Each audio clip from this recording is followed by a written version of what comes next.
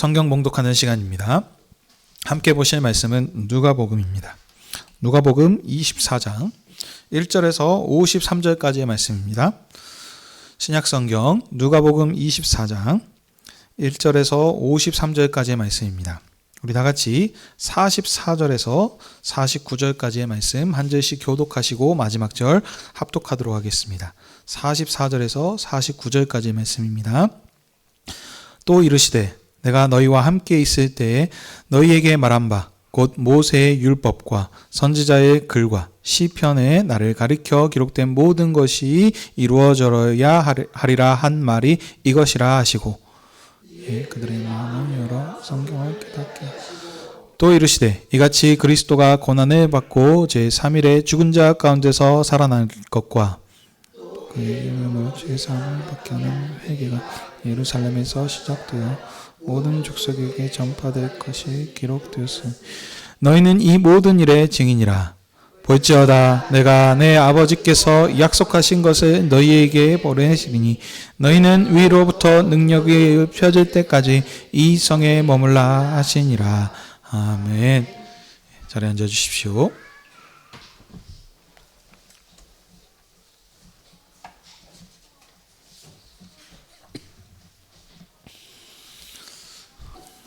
기도하겠습니다. 하나님 아버지, 오늘도 주님의 교회를 아버지 앞으로 부르셔서 주님의 말씀을 듣게 하시니 감사드립니다. 아버지의 영광과 주님의 교회를 위해서 주의 성령님께서 말씀 전하는 저에게 진리의 말씀을 풍성히 허락하여 주시사 언약에 신실하신 하나님을 선포케 해 주시옵소서. 성도님들에게도 말씀을 집중할 수 있는 마음을 주시사 선포되는 말씀을 통하여 하나님을 향한 우리의 믿음을 새롭게 함으로 부활의 증인으로 담대히 살아가게 해 주시옵소서. 예수님의 이름으로 기도하옵나이다.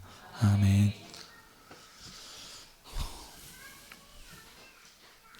오늘은 부활주의를 맞아서 지난주에 이어서 누가복음 24장의 말씀을 통하여서 성경을 자세히 가르쳐 깨닫게 하시니라 라고 하는 제목으로 함께 은혜를 나누기 원합니다.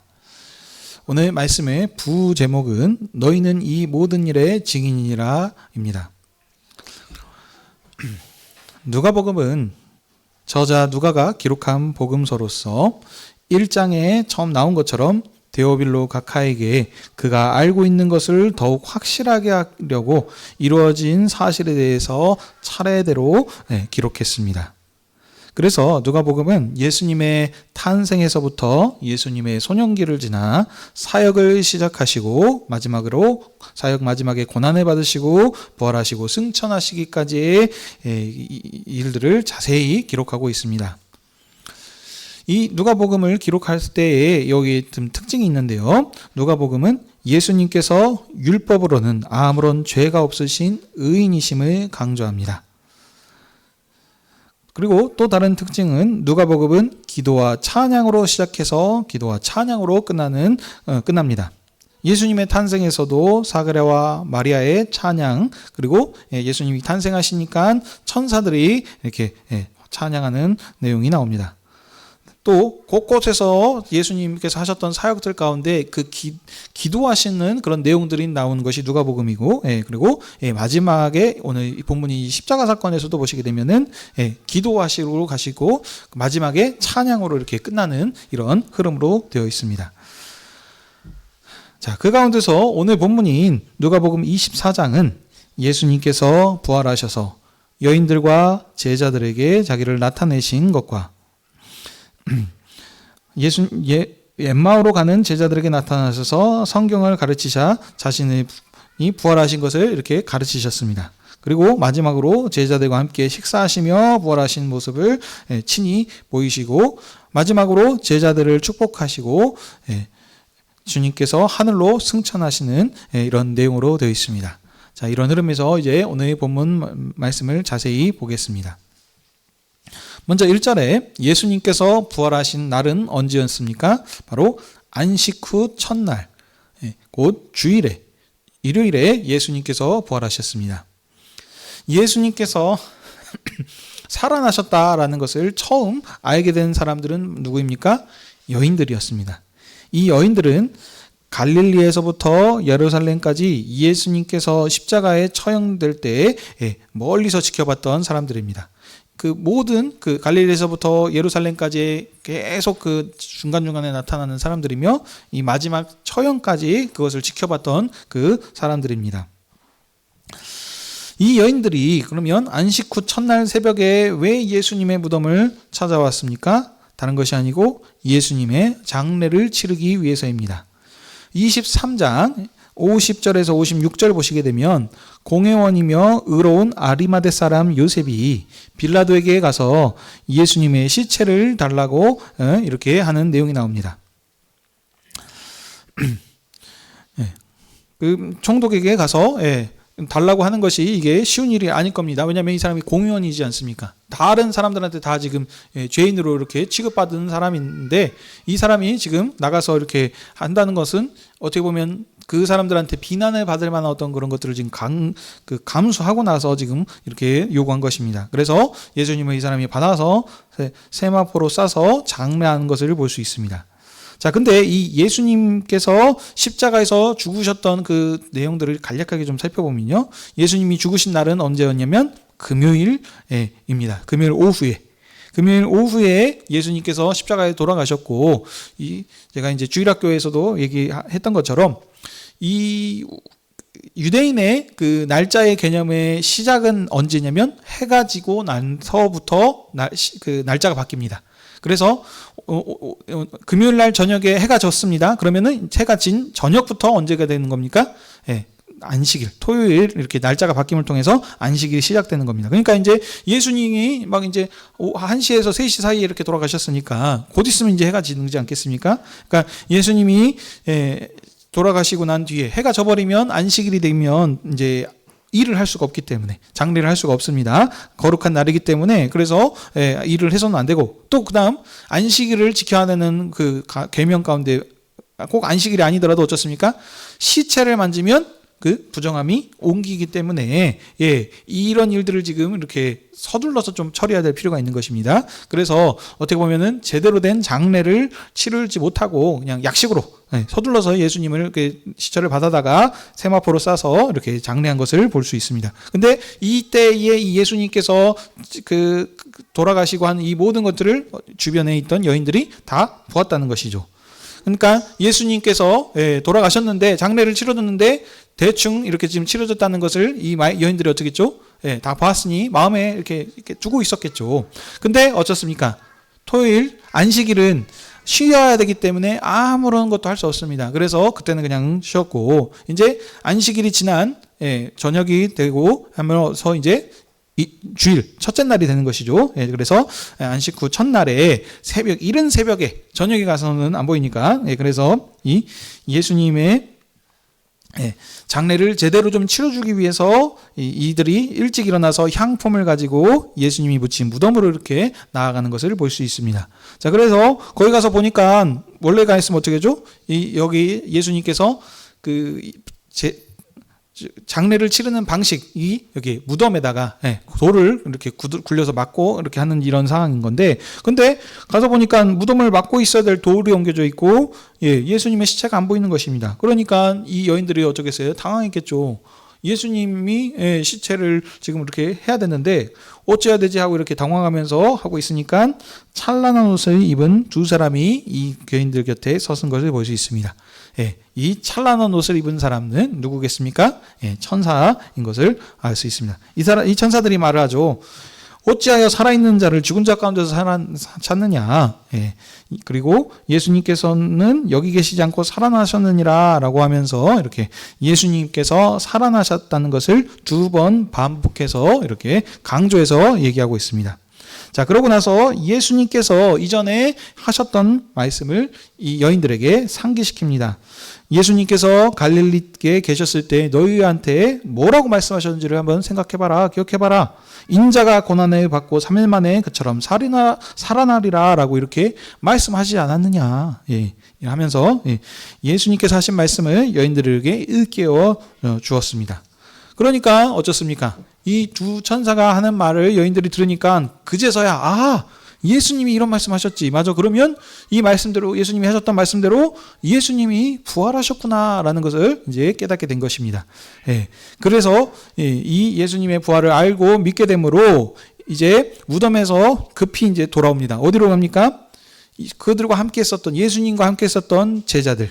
예, 여기서는 이제 사도들이라고 얘기하고 있죠. 예, 11 사도들에게와 그와 함께 있었던 그런 모든 사람들, 예, 주님을 따르던 사람들에게 이 소식을 알립니다. 여인들이 지금까지 있었던 그 자초지정들을 예수님께서 살아계셨을 때 자신이 살아나리라 하셨던 말씀대로 살아나셨다라는 사실을 지금 이 제자들에게 전했습니다. 자, 근데 여기 11절 보시게 되면은 사도들의 반응들이 나오는데요. 허탄난 듯이 들려 믿지 아니했다라고 이렇게 얘기하고 있습니다.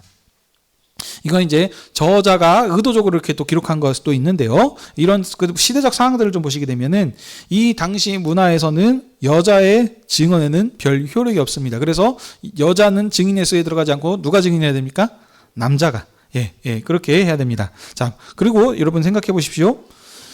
아무리 그래도 남자가 얘기를 했다고 치더라도 죽은 사람이 살아났다. 십자가에서 죽은 것을 본인들이 다 목격을 했어요. 근데 3일 만에 살아났다라고 하는 말을 전하는 것이 이게 잘 쉽게 믿겨지겠습니까? 아니죠. 그래서 그들은 아무리 그래도 하면서 믿기 어려웠던 것입니다. 그러니까 어떻게 생각했느냐?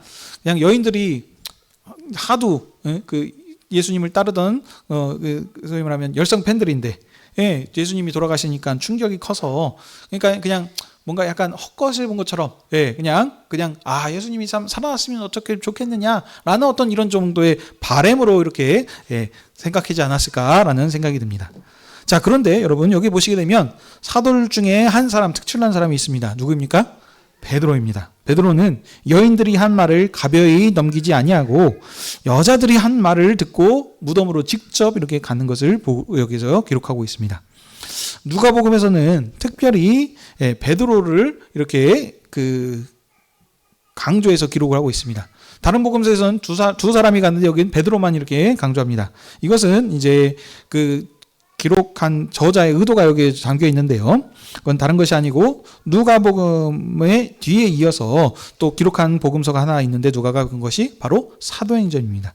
사도행전은 선교복음이죠. 그래서 예수님의 부활 이후에 성령께서 약속하신 성령의 오심을 통하여서 어떻게 그 예수님이 부탁하셨던 그 선교 사역이 이렇게 잘 확장되어 갔는지를 전파하는 복음이 사도행전인데 여기서 선교 사역에서 가장 그 리더 역할을 하는 사람이 누구입니까? 사도 베드로이죠. 그렇기 때문에 이 사도 베드로를 좀 이렇게 앞세우고 강조하는 이런 모습을 볼 수 있습니다. 자, 근데 베드로가 가서 직접 봤는데 어떻습니까? 그 여인들이 말하는 것과 동일한 상황이죠. 예수님의 시체는 보지 않고 감쌌던 세마포만 덩그러니 누워 있죠. 부활하신 예수님께서 부활하셨다라고 하는데 그 예수님을 지금 볼 수가 없는 것입니다. 그러니까 그냥 기이하다, 놀라면서 그냥 이제 집으로 돌아간 것을 볼 수 있습니다. 자, 그 다음 이제 장면이 바뀝니다. 13절부터 35절 보시게 되면은 이제 그 새로운 장면이 나타나는데요. 그 여인들이 했던 말을 들었던 자들 중에서 두 사람이 이제 예루살렘에서 엠마오로 내려가는 이야기를 여기 기록하고 있습니다. 그러니까 아마 별 소득이 없으니까 다시 그냥 자기 살던 고향으로 돌아가지 않았을까라는 생각이 듭니다. 그러니까 그러면서 중간에 가면서 서로 오손도손 이런저런 얘기를 주고받는데 그때에 누가 나타나셨습니까? 예수님께서 나타나셨습니다. 근데 이 제자들은 지금 주변 옆에 예수님이 오셨음에도 불구하고 그들의 눈이 가려져서 함께 동행하는 사람이 예수님인지를 지금 몰라보는 지금 그런 장면입니다. 이것도 지금 저자가 일부러 이런 의도를 지금 가지고 기록하고 있다는 것입니다. 예수님께서 나타나셨음에도 제자들은 슬픈 빛을 띠면서 머물러 서 있으니까 예수님께서 그들에게 왜 그런지 이제 무슨 일에 대해서 얘기하는지 이렇게 질문하시는 것이죠. 그러니까 예수님의 질문에 18절 이하에서 그들이 나눴던 이야기들을 이제 설명하고 있습니다. 그들이 무슨 얘기를 나누냐면 바로 나사렛 예수에 대한 이야기를 나눴습니다. 근데 그들이 지금 슬퍼한 표정을 가지고 있다라고 했습니다. 왜 슬퍼했냐? 바로 이 예수님, 나사렛 예수에 대해서 기대하는 바가 컸기 때문입니다.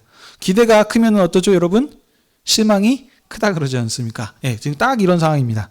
자, 예수님에 대해서 지금 얘기를 하는데 어떻습니까? 예수님이 하나님의 선지자로서, 메시아로서 큰 지금 기대를 지금 이 사람들이 가지고 있었습니다. 왜냐면 그분이 지금 했었던 일들, 행했던 것들을 보게 되면은 아주 능통한, 선지자, 하나님의 선지자 같았습니다. 그래서, 이 사람이 혹시 이스라엘을 구원할 그런 구원자가 아니겠느냐. 모세가 종말에 예언했던 그런 선지자, 이런 선지자가 아니겠느냐라고 이렇게 하나님께서 약속하셨던 메시아가 아니겠느냐라고 이렇게 지금 기대를 하고 있었는데 어떻게 됐습니까? 붙잡혀서 십자가에서 그냥 이렇게 돌아가시게 됐습니다. 그러니까 이런 큰 소망을 품었는데 죽어버리니까 하나님께서 약속하셨던 메시아가 아니었는가 보다라고 이렇게 마음에 낙심하고 낭망하는 모습을 볼 수 있습니다. 안 그래도 지금 낙심해가지고 하고 있었는데 지금 또 뒤에 무슨 일이 일어났습니까? 주일날 새벽에 여인들이 예수님 무덤 가고 보고 갔더니 예수님이 살아났다라고 하니까 또 어쩌겠어요? 없던 기대감이 생기게 되겠죠. 근데 보니까 혼란하고 충격스럽고 밝혀진 게 제대로 지금 뭐가 없습니다. 그러니까는 지금 그런 일들을 주고 받으면서 이렇게 일을 가고 있어서 이 얘기를 예수님께서 들으신 거죠. 그러니까 이런 제자들을 보시고 예수님께서 이 제자들을 책망하십니다. 예수님께서 뭐라 책망하시냐면 25절 이하에 보시게 되면 미련한 자들아, 소위 말하면 모질이다라고 이렇게 지금 이렇게 지금 이들을 진짜 엄청나게 좀 심하게 책망하시는 겁니다. 왜 그렇습니까? 선지자들이 말한 모든 그 말 것들을 왜 믿지 못하느냐, 더디 믿는 자들아. 그러면서 그들의 지금 불신앙을 책망하는 모습입니다. 자, 그러면서 이제 예수님께서 구약 성경을 풀어서 자세히 설명해 주기 시작하십니다. 하나님께서 선지자를 통해서 그리스도가 오시면 이러이러한 고난을 받을 것이다. 그리고 자기 영광 가운데 들어갈 것이다. 고난을 받으시지만 제3일에 살아나사 영광 중에 들어갈 것을 다 얘기하셔야 하느냐? 지금 이렇게 지금 그들을 지금 성경에서 얘기했던 부분들을 지금 얘기하면서 그들을 깨우치고 계십니다. 그러고 나서 주님께서 모세와 모든 선지자들을 글로 시작하여서 모든 성경에 쓴 바, 그러니까 이 말씀은 구약 성경 전체를 지금 뜻하는 것입니다. 이것을 통해서 자기가 이 지금 약속했었던 그 고난을 다 받으시고 부활하신 것을 지금 이렇게 될 것을 지금 두 제자들에게 상세하게 가르치셨습니다. 왜 그러셨습니까? 자세하게 가르침을 통해서 이들이 확실하게 알고 깨달을 수 있도록 이렇게 하신 것입니다. 예수님께서 그들한테 성경을 풀어가지고 이러이러한 내용들 있지 않았느냐라는 것을 풀어서 쫙 설명해 주니까 그들의 마음이 어떻습니까? 뜨겁고 속이 시원한 것을 볼 수 있습니다. 그런데 여전히 어떻습니까? 그들의 눈이 가려져 있어서 부활하신 예수님께서 그들과 함께 있는 것을 알아보지 못했습니다. 자, 이런 예수님께서 성경을 풀어 설명하면서 쭉 얘기를 하다 보니까 어떻습니까? 마침내 28절에 엠마오에 다 다다르게 됩니다. 목적지에 도달한 거죠. 근데 목적지에 도달하니까 해가 저무는 상황입니다. 해가 저물면 어둡기 때문에 지금과 같은 뭐 가로등이 있고 그런 거 아니기 때문에 뭐 강도를 만난다거나 또 이런 그 들짐승들을 만날 수 있기 때문에 위험하죠. 그런데 예수님은 더 가시려고 하는데 이 두 사람이 어두운데 어디 가느냐, 하룻밤만 여기서 자고 내일 가라라고 하면서 강권해서 이렇게 예수님을 붙드는 것을 볼 수 있습니다. 자, 그래서 예수님께서는 이들의 그 강권에 이렇게 마지못해서 이렇게 엠마오로 들어가셨고 거기에서 이제 함께 저녁 식사를 하시게 됩니다. 식사하실 때 예수님께서 축사하시고 떡을 떼어가지고 그들한테 주시니까 어떻게 됐습니까? 그제서야 그들의 눈이 열려서 부활하신 예수님을 알아봤습니다. 그 전까지만 하더라도 눈이 어두워서 예수님을 알아보지 못했는데 어느 때요? 예수님께서 축사하시고 떡을 떼어주시는 그때에 그들의 눈이 밝아져서 드디어 지금 함께 있는 사람이 예수님이시구나 라는 것을 지금 그들이 알았다는 겁니다. 이 전까지만 하더라도 지금 걱정하는 상황이었으면 낙심하고 있습니다. 아, 기대했는데 아닌가 보네 라고 이렇게 하면서 낭망하면서 이제 에이, 볼 일 다 없네 하면서 해가지고 이제 자기 고향집으로 이렇게 돌아가고 있는 것인데, 근데 지금 부활하신 주님이 지금 함께 있다는 것을 보니까 어떻습니까? 당연히 놀랬겠죠. 그리고 어떻겠습니까? 어떻게 보면 기쁨과, 그 기쁨이 있었을 겁니다. 근데 이 예수님께서 부활하셨다는 사실을 알자마자 어떻게 했습니까? 예수님께서 다시 사라지셨어요. 슥하니. 그러니까 이들이 이 사실을 알게 되고, 의아하고 아무튼 여러 가지 이제 얘기들을 나눴겠죠. 야, 이게 어떤 일이냐? 라면서 얘기 나누다가 이들이 행한 것이 있습니다. 어떻게 됐습니까? 바로 그날 밤에 다시 어디로 갑니까? 예루살렘으로. 그들이 떠나왔던 곳으로 갑니다. 왜 갔겠어요? 거기에 함께 있었던 자들, 그 제자들한테 이 소식을 지금 다시 전하도록 위해서 예수님께서 부활하셨다라는 소식을 지금 전달하기 위해서 지금 밤중이고 뭐고 소용없어요. 분명히 아까 예수님한테는 아유 어두운데 어디 가십니까? 하룻밤 묵고 가십시오라고 이렇게 했는데 지금은 본인이 이 부활의 소식을 듣고 나니까 위험하고 뭔가 상관이 없어요. 바로 지금 부활의 소식을 따라 불이 나게 다시 왔던 곳으로 예루살렘으로 돌아갔습니다. 자, 그래서 그들이 어떻게 하겠죠? 사도들과 함께 있었던 사도들을 비롯해서 그들에게 다시 얘기를 했어요. 마치 여인들이 부활하신 예수님에 대해서 증언했던 것처럼 이 두 제자들이 가서 사도들에게 주님을 만났다고, 부활하신 주님을 우리가 봤다라고 이렇게 얘기를 했었을 겁니다. 그리고 어떤 일이 있었는지 또 자초지종을 얘기했겠죠. 엠마오로 가는 중에 부활하신 예수님께서 어떻게 성경에서 얘기했던 것들을 얘기했는지 그것들을 이제 다 얘기를 했었을 것입니다. 자, 이번 36절부터 이제 또 새로운 또 이야기가 시작이 되죠. 그들이 부활하신 예수님에 대해서 증언을 하고 있을 때에 부활하신 주님께서 호련히 11 제자가 있는 가운데 그리고 그 많은 사람이 함께 있는 가운데 나타나셨습니다. 제가 주일학교 때도 부가적인 설명을 했습니다. 이들이 지금 함께 있는 장소가 지금 아지트 같은 개념으로 생각하실 수 있겠는데요. 지금 예수님, 자기를 따르는 자들입니다. 그래서 머리 대신 예수님께서 이제 지도자인 리더가 없어져 버리니까 이들이 지금 두려움에 떨고 있는 것입니다. 아, 우리가 이렇게 따랐는데 우리 추종했던 우리들도 어떻게 되는 것이 아닌가. 여기 본문에서는 자세하게 이렇게 기록해 있지는 않는데 다른 공간복음서의 얘기를 통해서 우리가 알 수 있는 것은 그들이 문을 다 닫아놓고 창문도 혹시 누가 볼까 싶어가지고 지금 두려워서 지금 숨어 있는 것입니다. 이렇게 지금 하고 있는 가운데 있었는데 문도 다 닫아놨는데 그럼 아무도 나가거나 들어올 수 없는 이런 상황 가운데 호련히 예수님께서 나타나신 거죠. 그러니 이들은 어떻게 생각했습니까? 당연히 유령인가? 귀신인가? 라는 이런 생각을 했겠죠. 왜냐하면 물리적으로는 문을 열어줘야 누가 들어오고 나갈 수 있는 것인데 갑자기 그냥 예수님께서 쓱 이렇게 공간 이동하는 것처럼 텔레포트 하는 것처럼 이렇게 착 나타났다는 거죠. 그러니까 당연히 놀랄 수밖에 없는 것입니다. 그래서 예수님께서는 야, 놀라지 말아라. 나 유령 아니다. 귀신 아니야. 십자가에 못 박혔던 바로 나다. 라고 이렇게 그들에게 얘기하십니다. 제자들한테 이렇게 설명을 해도 내가 부활하신 주님이다 라고 얘기를 해도 여전히 그 의심이 가지지 않습니까? 뭔가 확실한 증거가 필요해요. 그러니까 한편으로는 어이구 부활하신 주님이 오셨다 그러니까 기쁘긴 하지만 여전히 아직도 마음 가운데 찜찜한 부분이 있거든요. 그러니까 주님께서 참 자비하시죠. 친절하시게 야 그래도 못 믿겠냐? 그러면 야 먹을 것 좀 가져와 봐라 라고 해서 그들에게 막 얘기하셔서 그들이 갖다 준 생선 한 토막을 잡수시면서 이렇게 직접 보여주십니다. 아마 이렇겠죠. 야 유령은 못 먹지. 근데 나는 먹는다. 살과 피가 있는 사람이 그렇게 하지 않겠냐 하면서 친히 직접 본인이 유령이 아니고 부활하신 예수님이라는 사실을 보여주십니다. 그러면서 어떻게 하셨겠어요? 당연히 못자국과 창자국 이런 것들을 지금 다 보여주셨겠죠. 증거로.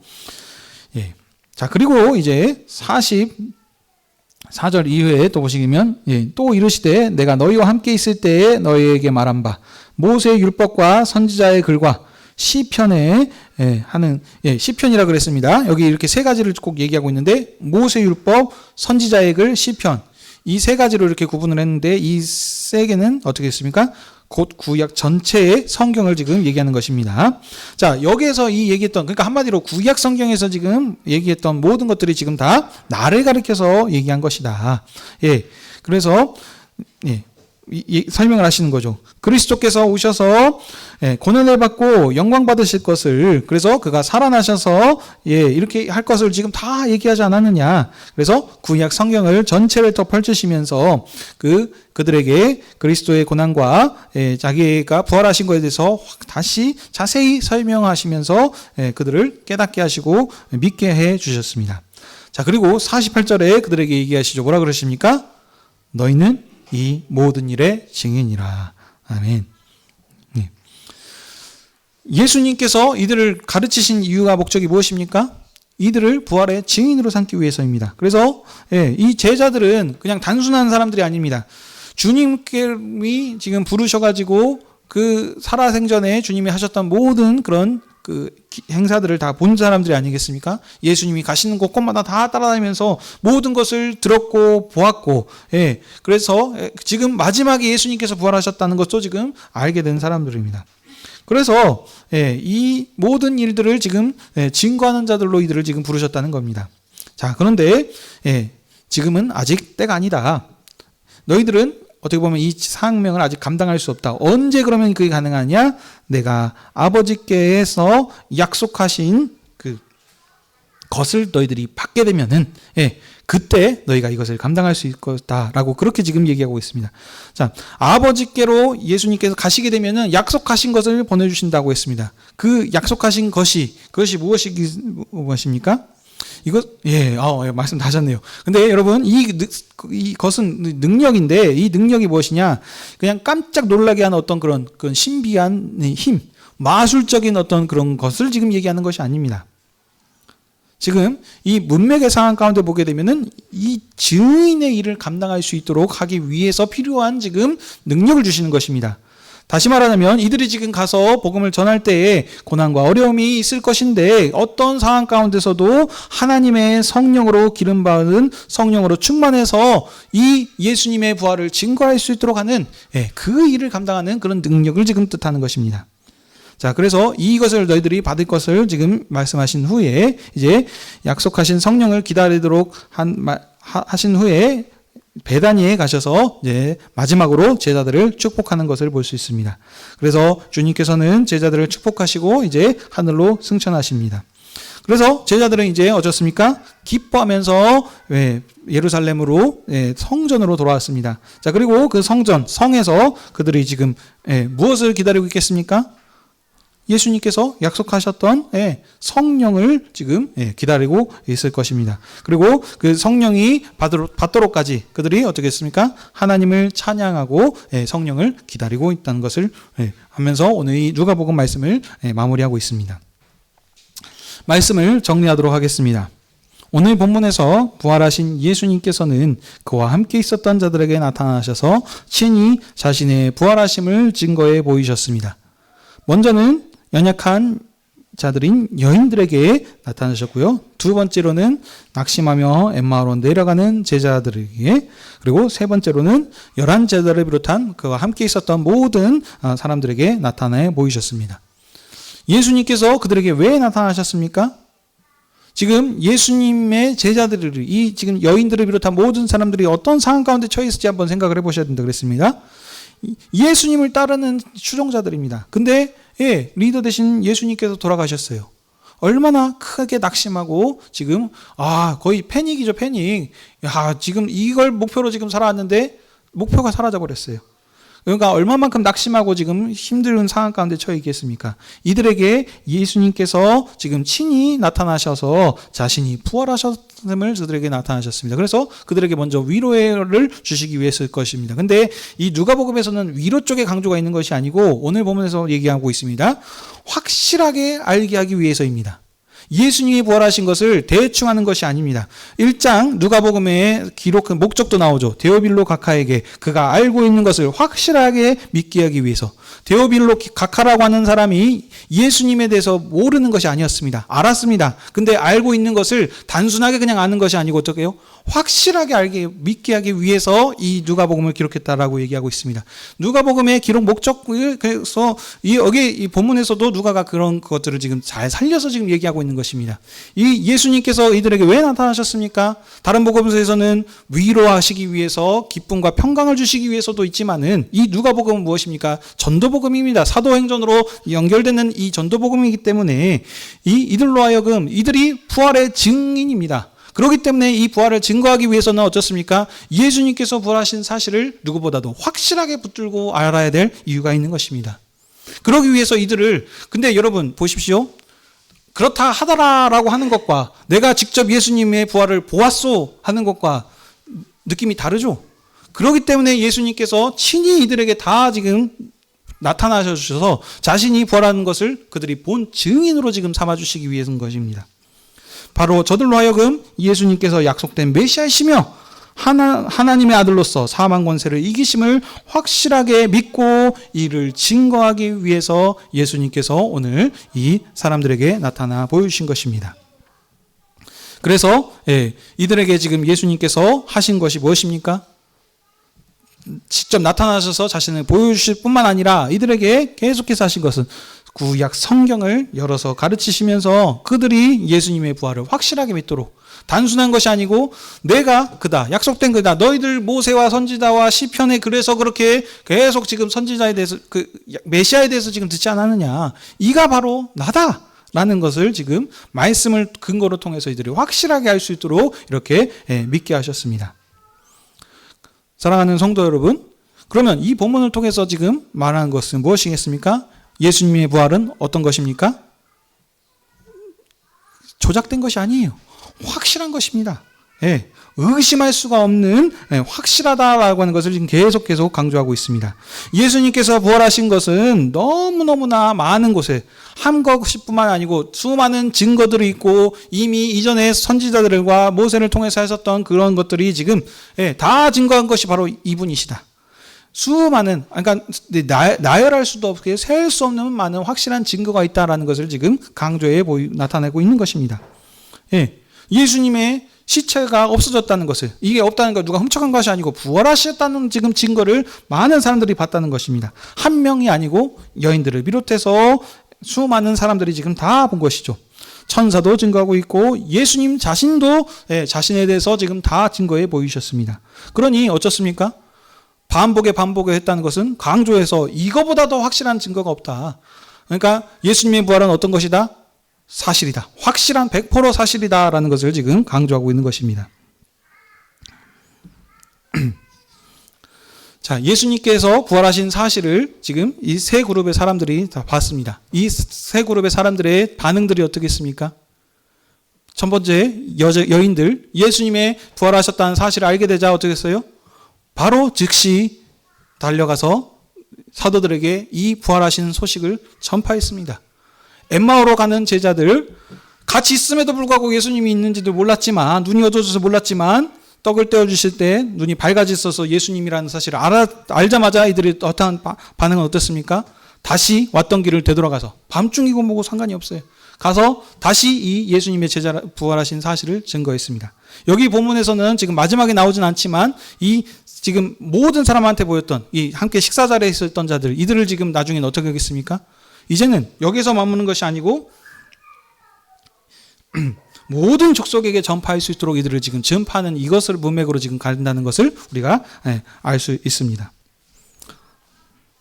사랑하는 성도 여러분, 자, 그럼 이에서 복음의 지금 이것이 어떻게 된 것입니까? 이 사실을 들었던 사람들이 예수님에 대해서 부활의 증인으로서 이것을 담대하게 전파했습니다. 이전에는 그들이 눈이 어두워서 볼 수가 없었습니다. 예수님이 옆에 살아계셔서 같이 있음에도 불구하고 알지를 못해요. 언제 알 수 있습니까? 바로 예수님께서 떡을 떼어주셨을 때에, 그리고 그럼에도 아직 확실하지 않습니다. 언제요? 이것을 확실하게 증거할 수 있는 건 약속하신 성령을 그들이 받았을 때에, 그래서 사도행전에서 이어지죠. 그들의 불의 혀를 받음을 통하여서 이제 모든 민족을 통하여서 방방곳곳에 복음을 전파하는, 그래서 이제는 유대인뿐만이 아니고 이방인들도 이 복음 안에 함께 참여할 수 있는 그런 새로운 새 시대가 열렸다는 것을 이들을 통해서 복음을 전파할 수 있도록 이렇게 해 주셨습니다. 하나님께서 보내신 예수 그리스도께서 보내신 그 성령의 영을 받음을 통하여서 이 부활의 증인으로서의 이 사명을 확실하게 잘 감당하였습니다. 그 결과가 어떻게 됐습니까? 이제 유대와 사마리아를 넘어서 저 멀리 이 이방 땅인 이 대한민국까지 복음이 전파되게 하셨고, 우리가 이 복음을 들어서 이 자리에 앉아 있다는 것은, 이것이 지금 예수 그리스도께서 전파하신 복음이 여기까지 전파되었다는 그런 확실한 증거인 것입니다. 자, 그러면 사랑하는 성도 여러분, 이제 이 복음을 우리가 지금 2026년 오늘 부활주일을 맞아서 우리가 이 복음을 듣고 있습니다. 이것을 우리에게 어떻게 적용해야 되겠습니까? 우리가 지금 앉아있는 이 자리가 어떤 자리입니까? 바로 주님의 상에서 우리가 오늘 이 복음을 듣고 있습니다. 제자들이 언제 눈이 떠졌습니까? 주님께서 떼어주신 피와 살을 받음을 통하여서 그들의 눈이 열리고를 통하여서 했던 것처럼, 이제 우리가 이 지금 앉아있는 이 자리가 주님께서 말씀하신 그 은혜의 자리, 생명의 상의 자리입니다. 주님께서 자기야 피와 살을 주심을 통하여서 이것을 먹어라, 마셔라, 마실 때마다 나를 기념하러, 나를 기억하라, 나로 인하여서 살라라고 그렇게 말씀하신 자리입니다. 이것을 우리가 받을 때 그러면 우리가 이걸 어떻게 적용해야 되겠습니까? 우리가 이 부활의 확실한 증인으로서 이것을 받아들여야 된다는 것입니다. 자, 언약의 상에 앉을 때마다 주님께서 나를 위하여서 죽으신 이분이시구나, 우리가 이것을 받은 은혜의 자리에 앉은 사람들이구나 라는 이 사실을 우리가 기억해야 되겠습니다. 사랑하는 성도 여러분, 우리가 이것을 확실하게 다 믿고 있다라고 생각하십니까? 그것이 그냥 끝이 아닙니다. 성경에서 항상 말하는 것은 행함이 같이 따라야 됩니다. 우리가 예수 그리스도를 믿습니까? 우리의 부활하신 주님으로, 우리 그리스도로 인하여서 우리가 구원받은다는 것을 믿습니까? 라고 물어보면 다들 대부분은 다 예 그렇습니다 라고 말을 할 것입니다. 그렇지만 현실 가운데 우리가 그런 삶을 살고 있는지 함께 살펴봐야 된다는 것입니다. 사랑하는 성도 여러분, 한 가지 예를 들어보겠습니다. 주식을 옆에 사람들이 막 사라고 건면합니다. 야, 이 주식 반드시 오를 거야 해가지고 이 사실을 믿고 우리가 그것을 전부 샀습니다. 근데 지켜보고 있는데 오른다 그랬는데 지금 당장 상황을 보니까 어쩌어요? 떨어지고 있거든요. 근데 이 떨어지고 있을 때 어떤 생각이 듭니까? 의심이 드는 것이죠. 그래서 이걸 어찌해야 되지 말까 하는데, 여러분, 이게 100% 앞으로 오른다는 사실이 있으면은, 그런 것을 가지고 있다면은 지금 상황이 오르든 내리든 마음이 요동하고 이렇게 두려움이 있거나 근심이 있겠습니까? 없겠습니까? 없습니다. 근데 그런 믿음이 없으니까 오른다고 했는데 이게 사실인지 어쩐지, 그러니까 계속 이 주식 하나 사놓고 이게 언제 올랐나 떨어졌나 해가지고 이거만 붙잡고 이제 기도하는 메타로 해가지고 이제 한다는 이런 것인 거죠. 근데 이 주식하는 사람들뿐만이 아니고 우리가 실제로 예수 그리스도를 나의 왕 구주로, 우리가 그리스도로 인하여서 구원받은 새 생명을 받은 자들이라라고 말은 하지만 현실 가운데 우리가 그런 삶을 살고 있는지 한번 살펴봐야 된다는 것입니다. 주님께서 사망 권세, 죽음의 음부의 권세를 이기시고 부활 승리하지 않으셨습니까? 이 생명의 주님께서 우리에게 말씀하십니다.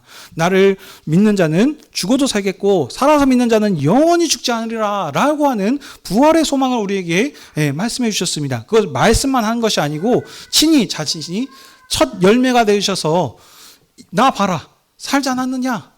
너희들 이와 같을 것이다 라는 것을 우리에게 몸소 보여주셨습니다. 우리에게 이 사실을 기억하게 하셔서 뭐였습니까? 그러니 세상 가운데 두려워하지 말고 이 믿음으로 세상을 이기며 믿음으로 승리하는 삶을 살아가라라고 우리에게 이렇게 말씀하여 주셨습니다. 우리가 이 사실을 확실하게 믿는다면 삶 가운데 살면서 예수 그리스도를 믿음으로 인하여서 우리 삶이 평탄하고 아무런 어려움이 없다는 것이 아닙니다. 그런 일이 있을지라도 어떻습니까? 이미 예수 그리스도께서 승리하셨고 사단의 머리를 깨 부수셨습니다. 이제 우리는 어떻습니까? 다 이긴 싸움에 어때요? 우리 저기 후방에 따라가가지고 어때요? 그 잔불 정리하는 거, 남은 잔바리들 처리하고 있는 이런 지금 전투를 우리가 지금 하고 있는 상황인 것입니다. 그런데도 불구하고 여전히 우리 삶 가운데 이 부활하신 주님의 이 권세를 우리가 잊어버리고 삶에 보여지는 나타나는 그런 것으로 인해서 우리가 낙심하고 산다면 이것을 확실하게 지금 믿고 살아갈 수 있다라고 얘기할 수 있겠습니까? 그러므로 사랑하는 성도 여러분, 우리는 지금 이 주님의 상에서 이 말씀을 듣고 있습니다. 우리가 이거 살고 있는 지금 이 상은 어떤 시대를 살고 있느냐? 약속하신 성령이 이미 우리에게 임하셨습니다. 성령이 우리 가운데 찾아와 주셔서 성령이 우리가 거하시는 성전입니다. 우리 성전으로서 우리 삼아주셔서 성령이 우리 가운데 내주시고 우리의 모든 삶을 인도해 주고 계십니다. 그러므로 우리가 무엇을 두려워할 수 있겠습니까? 이 능력의 성령께서 우리와 함께 하시고 우리의 불꽃 같은 눈동자로 지키시고 삶을 인도하여 주시는데 우리 능력의 영으로 우리 주님께서 이 일들을 친히 감당할 수 있도록 우리가 함께 하여 주실 것입니다. 교회를 통하여서 모든 민족을 우리 주님께 돌이키는 그 사명을 완수하실 것이다 라고 우리에게 약속을 우리에게 말씀을 우리에게 주셨습니다. 그러므로 오늘 부활하신 이 부활절을 맞이해서 다시 한번 우리가 어떤 존재들인지 우리가 받은 신 은혜가 사랑이 얼마나 큰지를 한번 다시 묵상하셔서 그 무엇에도 우리가 두려워하지 말고 주님 다시 오실 때까지 그 날을 소망하면서 어떤 일에도 낙심하지 말고 부활하신 주님을 증거하며 사는 그런 신실한 증인들이 되시길 다 주님의 이름으로 축복합니다. 아멘. 기도하겠습니다. 하나님 아버지, 오늘도 주님의 교회를 주님 앞으로 부르시고 말씀으로 우리의 믿음과 사명을 일깨우시니 감사드립니다. 죄로 인하여서 하나님과 원수되었던 우리를 먼저 사랑하여 주시사 아들을 십자가에 내어주심으로 우리를 구원해 주셨고 하나님의 자녀 삼아주시니 참으로 감사드립니다.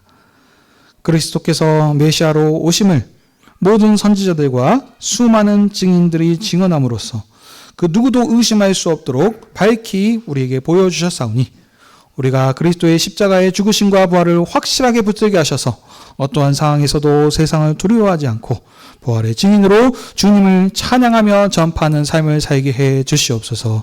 우리 주 예수 그리스도의 이름으로 기도하옵나이다. 아멘.